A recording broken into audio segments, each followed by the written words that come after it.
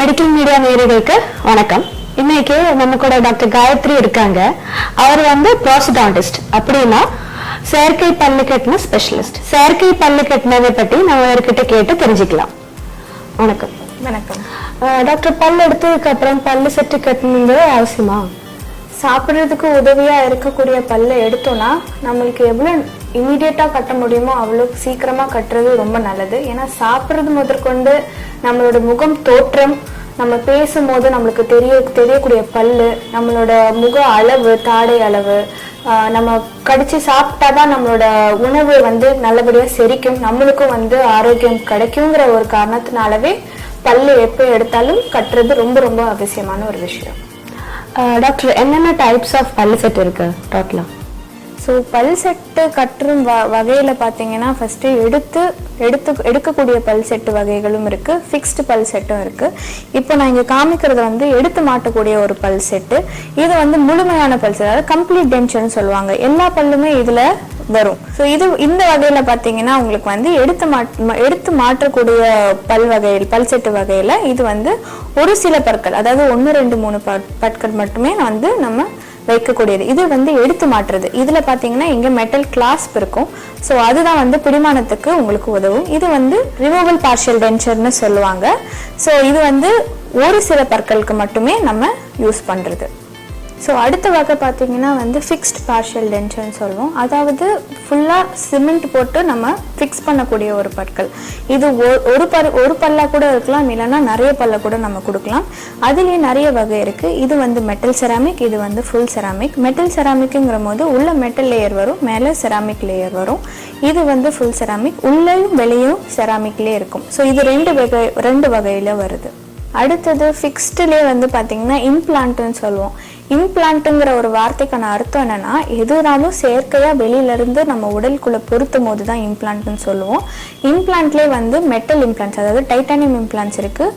இன்னொன்று peak implants, அதாவது poly ether கீட்டோனுங்கிறது இருக்குது. இது ரெண்டுமே பயோகம்பேட்டபிளான ஒரு மெட்டீரியல். அதாவது உங்கள் உடம்பு இதை செலுத்துனீங்கன்னா ஏற்றுக்கக்கூடிய ஒரு மெட்டீரியலில் இருக்க ஒரு இம்ப்ளான்ட்டுங்கிற ஒரு மெட்டீரியல். ஸோ இது என்னன்னா உங்களுக்கு எலும்பில் செலுத்தி அது எலும்பு இதை சுற்றி வளர்ந்து ஒரு பிடிமானத்தை கொடுத்து உங்கள் பல் செட்டை இது தாங்கி பிடிச்சிக்கும்.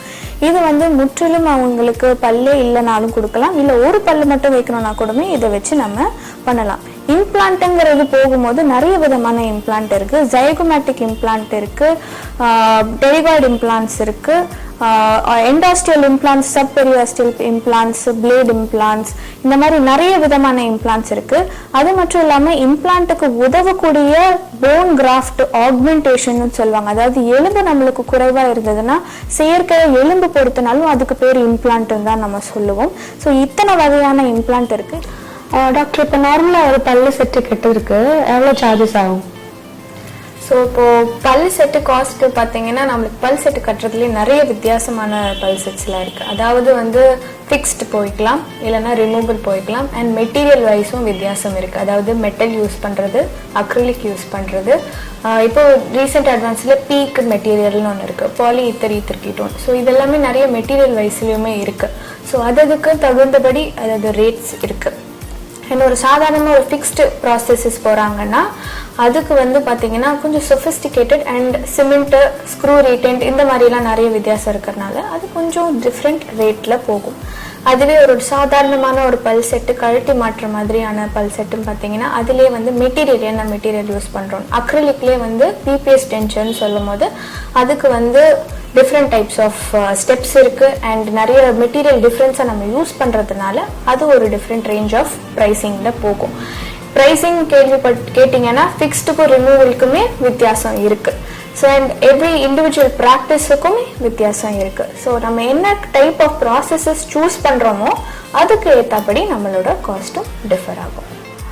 டாக்டர், இப்போ பல் எடுத்துட்டு கெட்டாமல் விட்டால் என்னெல்லாம் கான்சிக்வன்சஸ் வரலாம்? இப்போ பல்லு எந்த வயசுல எடுக்கிறாங்கங்கிறதும் இருக்கு.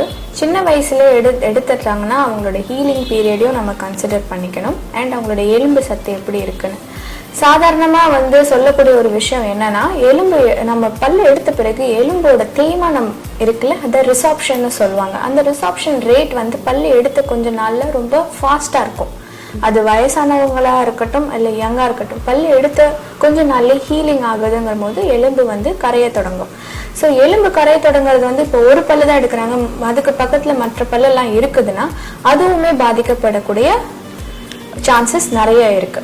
ஸோ அது மட்டும் இல்லாம அதுக்கு ஆப்போசிங்ல இருக்கிற பல்லு, ஏன்னா நம்மளுக்கு நம்ம பல்லுக்கூட இயல்பான ஒரு விஷயம் என்னன்னா எப்பயுமே கடிச்சு கடிச்சு கான்டாக்ட்ல இருந்தே பழக்கம். ஸோ பல்லை எடுத்துட்டு நீங்க கட்டாம விட்டீங்கன்னா அதுக்கு கான்டாக்ட் இல்லைன்னா மேல இருக்க பல்லு மைக்ரேஷன் சொல்லுவாங்க, அதாவது அதுவே தானா கழண்டு விழுறதுக்கு வாய்ப்புகள் இருக்கு. அதுல சொத்தை இருக்கணும் இல்லை அதுல ஏதோ ஒரு டிசீஸ் இருக்கணுங்கிற அவசியமே இல்லை. நல்லா இருக்க பல்லை நீங்க இழக்கக்கூடிய வாய்ப்புகள் நிறைய இருக்கு. அது ஒரு சைக்கிளிக்கான ஒரு விஷயம். ஒரு பல்லு எடுத்தீங்கன்னா பக்கத்துல இருக்க பல்லுக்கு சப்போர்ட் இல்லைங்கிற போது மீசியல் டிஸ்டல் மைக்ரேஷன் சொல்லுவாங்க. அதாவது அந்த இடென்ஷுலர் ஸ்பேஸ், அதாவது பல்லு இல்லாம டிஃபெக்டிவா இருக்கக்கூடிய இடத்துல முன்னும் பின்னும் இருக்க பல்லு கிராஸ் பண்ணி உங்களுக்கு அந்த இடத்துல ஸ்பேஸை ஆக்கியூபை பண்ணிக்கும். அப்போ அதனால வரக்கூடிய விளைவுகள் என்னன்னா அதுல இருக்கிற தசை நாறுகள், அங்க இருக்கிற கம்ஸ், ஈரன்னு சொல்லக்கூடிய விஷயங்கள்லாம் இன்ஃபெக்ஷன் ஆகும். ஏன்னா அந்த இடத்துல ஒரு கார்னர் மாதிரி ஃபார்ம் ஆகிறதுனால உங்களோட ஃபுட் எல்லாம் போய் ஈஸியா மாட்டோம். ஸோ அது ஈர் வீங்க தொடங்கும், பல்லு நகர்றதுனால சாக்கெட்ல இருந்து லூஸ் ஆகும். அண்ட் எந்த பிரச்சனையும் எல்லாமே பல்ல நீங்க இழக்கக்கூடிய விஷயங்கள் நிறைய தடவை நீங்க கேள்விப்பட்டிருப்பீங்க. உங்க பேஷண்ட் கிட்ட நீங்க சொல்லும் போது ஒரு பல்லு தான் எடுத்தேன், தொடர்ந்து நான் வந்து நிறைய பல்லு எடுக்க வேண்டியதா போயிடுச்சு. அதுக்கான காரணமே இதுதான். ஃபர்ஸ்ட் அடித்தளமான ஒரு விஷயம் என்னன்னா, ஒரு பல்லு எடுத்தோம்னா ரொம்ப முக்கியமான விஷயம் பல்லு திருப்பி வைக்கிறது. அது எடுத்து மாற்ற மாதிரியா இருந்தாலும் சரி, அது வந்து ஃபிக்ஸ்டாக இருந்தாலும் சரி, அந்த இடத்துல நம்ம டிஃபெக்டிவான ஒரு இடத்துல நம்ம வச்சுட்டோம்னா மற்ற பல்லு வந்து அஃபெக்ட் ஆகாம இருக்கும். டாக்டர், பல்லு செட்டு போட்டதுக்கு அப்புறம் நம்ம பழையபடியே இருக்க முடியுமா? அந்த ஃபேஷியல் ஃபீச்சர்ஸ் வந்து பழையபடியே இருக்குமா? ஸ்பீச் அதெல்லாமே பழையபடி இருக்குமா? எந்த விதமா பல்லு கட்டினாலுமே ஃபர்ஸ்ட் நம்மளுக்கு தொடங்கும் போது கொஞ்சம் புதுசா இருக்கும், வித்தியாசமா இருக்கும். ஏன்னா ஒரு புது ஷூ வாங்கணும்னா எப்படி பழகிறதுக்கு நம்மளுக்கு நாள் எடுக்கிற மாதிரி தான் பல் செட்டு கட்டினாலுமே அதுதான். அதுக்கு நம்மளுக்கு பழகிறதுக்கு நமக்கு டைம் வேணும். ஸோ அந்த ஒரு டைம் கொடுத்தோம்னாவே நம்மளுக்கு பழகிட்டோம்னா சாப்பிட்றதுக்கும் சரி, நம்ம சிரிக்கும் போது எவ்வளோ நம்மளுக்கு தெரியணும், பேசும்போது நம்மளோட உச்சரிப்பு, வார்த்தை எல்லாமே அதுக்கு ஏற்ற மாதிரி மாறுறதுக்கு கொஞ்சம் டைம் கொடுத்தாலே it will be all fine. Doctor, இப்போ பேஷண்ட்ஸ் வந்து டென்ச்சர் வச்ச பேஷண்ட்ஸ் வந்து அவர் எல்லாமே சாப்பிட முடியுமா? அதை வச்சு நம்ம என்ன மாதிரியான பல் பொறுத்துறோங்கிறது ஒரு முக்கியமான விஷயம் இந்த இடத்துல பார்க்கும்போது. ஃபர்ஸ்ட் ஃபிக்ஸ்டுன்னு கொடுக்கும் போது சிமெண்ட் வச்சு நம்ம ஃபிக்ஸ் பண்ணுறோம்னா இந்த ஜிவிங்கி மிட்டாய், அதாவது 5 ஸ்டார் சாக்லேட்டோட கன்சிஸ்டன்சி பார்த்துருக்கீங்க இல்லை, எப்படி ஸ்ட்ரிங்கியா இருக்கும், அந்த மாதிரியான ஃபுட்டெல்லாம் சாப்பிட்றது தவிர்க்கிறது நல்லது. ஏன்னா பபுள் கம்மா கூட இருக்கட்டும், அந்த மாதிரிலாம் இருக்கும்போது ஒரு ரிப்பிட்டேட்டிவா நீங்க அதை சூ பண்ணிட்டே இருக்கும் போது அந்த சிமெண்ட் வந்து கரைஞ்சு பல்லு கழண்டு வர்றதுக்கு வாய்ப்புகள் இருக்கு. ஸோ இது ஃபிக்ஸ்டுன்னு இருக்கும் போது நம்ம எடுத்து மாற்ற மாதிரி பல் செட்டில் வந்து நம்ம எலும்பு, முறுக்கு, சீடை இந்த மாதிரி ஹார்டா இருக்கிற ஃபுட்டெல்லாம் சாப்பிட்றது கொஞ்சம் தவிர்க்கிறது நல்லது. ஏன்னா அவங்க கடிக்கும் போது ஒன்று பல் செட்டு உடையும், இல்லைன்னா பல் செட்டு கழண்டு வர்றதுக்கு வாய்ப்புகள் இருக்கு. ஸோ இந்த மாதிரியான விஷயத்துல சில நேரத்தில் காம்ப்ரமைஸ் ஆக வேண்டிய விஷயங்கள் இருக்கு. டாக்டர், இப்போ வந்து ஒரு பேஷண்ட் ஃபர்ஸ்ட் விசிட்டுக்காக உங்ககிட்ட வர, அவருக்கு எவ்வளோ விசிட்ஸ் தேவை? அந்த ஃபுல்லாக பல்லு செட்டு கட்டி கொடுக்கறதுக்கு எவ்வளோ விசிட்ஸ் தேவைப்படும்? ஒரு பல்லு செட்டு கட்ட வராங்கன்னா அக்கார்டிங் டு அ சர்வே அவங்க மேக்ஸிமம் அவங்க ஏஜ் வந்து ஒரு 13 to 16 இல்லைன்னா வந்து ஒரு 70-80 வரைக்கும் போகிறதுக்கு வாய்ப்புகள் இருக்கு. ஸோ ஒரு யங் பேஷண்ட்டுங்கிற போது மோஸ்ட்லி அவங்க வந்து ஆப்ட் பண்ண போகிறது வந்து ஃபிக்ஸ்டுக்கு போவாங்க. ஸோ ஃபிக்ஸ்டுன்னு போகும்போது அவங்க ஹெல்தியராக இருந்தாங்கன்னா எந்த பிரச்சனையும் கிடையாது, அதாவது சிஸ்டமிக் இல்னஸ் எதுவுமே இல்லைன்னா எந்த பிரச்சனையும் இல்லை. ஆனால் அதே வயசானவங்க, அதாவது ஜீரியாட்ரிக் பேஷண்ட்டுன்னு சொல்லுவோம், அவங்களுக்கு வரும்போது நிறைய சிஸ்டமிக் ஃபேக்டர்ஸ் இருக்குது. அதாவது அவங்களுக்கு ஹார்ட் ப்ராப்ளம் இருக்குது, ஆஸ்பிரின் எடுத்துக்கிறாங்கன்னு வச்சுக்கோங்க, அவங்களுக்கு எடுப்பில் நம்ம பல் எடுக்க முடியாது, ஃபர்ஸ்ட் சிட்டிங்லேயே பல் எடுக்க முடியாது. ஒரு கார்டியாலஜிஸ்ட் கிட்ட வந்து கன்சென்ட் வாங்கணும், 5 days ஆஸ்பிரின் நிறுத்தணும், அதுக்கப்புறமா தான் வந்து அவங்களுக்கு எடுக்கணும். ஒரு டயபெட்டிக்காக இருந்தாங்கன்னா கூடமே நம்ம யோசிச்சு தான் எடுக்கணும், எவ்வளோ டயபெட்டிக் இண்டெக்ஸ் இருக்குது எல்லாம் பார்த்துட்டு தான் ஹீலிங் எவ்வளோ தூரம் நல்லா அச்சீவ் ஆக முடியும். பேஷண்ட்டோட கோஆப்ரேஷன் ஒரு ரொம்ப முக்கியமான ஒரு விஷயம். ஸோ இதெல்லாமே லெவல்ஸ் வந்து நம்ம கன்சிடர் பண்ணிட்டு தான் நம்ம ஃபர்ஸ்ட் ஒரு பேஷண்ட்டுக்கு எக்ஸ்ட்ராக்ஷனோ இல்லை அவங்களுக்கு பல் செட்டு எந்த விதமான பல் செட்டு நம்ம சூஸ் பண்ணி கொடுக்க போறோங்கிறதும் கூட ஒரு முக்கியமான விஷயம் தான் ஃபர்ஸ்ட். ஸோ அதை கன்சிடர் பண்றதுக்கே ஒரு அப்பாயின்மெண்ட் கண்டிப்பா தேவை. அதுக்கப்புறமா இந்த சிஸ்டமிக் இல்னஸ் இருக்கா இல்லையா எல்லாமே செக் பண்ணிட்டு நம்ம பல்லு எடுக்க தொடங்குவோம். பல்லு எடுக்கிறது ஒரு யங் பேஷண்ட்டுங்கிற போது நம்மளுக்கு சீக்கிரமாவே ஹீலிங் அட்டைன் ஆயிடும். ஆனால் அதுவே ஒரு வயசானவங்கிற போது அவங்களுக்கு அட்லீஸ்ட் ஒரு 1 week to 1.5 weeks வந்து நம்ம வந்து அவங்களுக்கு டைம் கொடுக்கறது நல்லது. ஏன்னா அவசரமாக பல் செட்டு கட்டணும்னா ஹீலிங் ப்ராசஸில் சதை சுருங்கும் போது பல் செட்டு லூஸ் ஆகிறதுக்கு வாய்ப்புகள் இருக்குது. அது ஃபிக்ஸ்டாக இருந்தாலும் சரி, ரிமூவபிளான ஒரு ப்ராசஸஸாக இருந்தாலும் சரி, 2 இடத்துலையுமே வந்து நம்ம ஹீலிங் ப்ராசஸ் முடிஞ்ச பிறகு கொடுக்கறது தான் ரொம்ப அவசியமான ஒரு விஷயம். ஸோ இதெல்லாமே எடுக்கிறதுக்கு அட்லீஸ்ட் அவங்களுக்கு ஒரு 1.5 weeks நம்ம ஹீலிங்க்கே கொடுத்துடலாம். அதுக்கப்புறமா பல் செட்டு கட்டுறதுக்கு அட்லீஸ்ட் ஒரு மினிமம் 5 appointments ஆச்சும் தேவைப்படும்.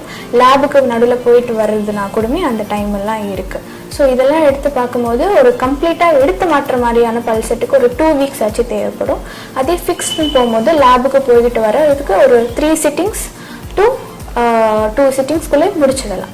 இப்போ எத்தனை டிஃப்ரெண்ட் டைப்ஸ் ஆஃப் பல்லு செட் இருக்குன்னு நம்ம இப்போ வந்து தெரிஞ்சிருக்கோம். நெக்ஸ்ட் வீடியோவில் இன்னொரு ஸ்பெஷலிஸ்டோட கூட திரும்பி சந்திக்கலாம். வணக்கம்.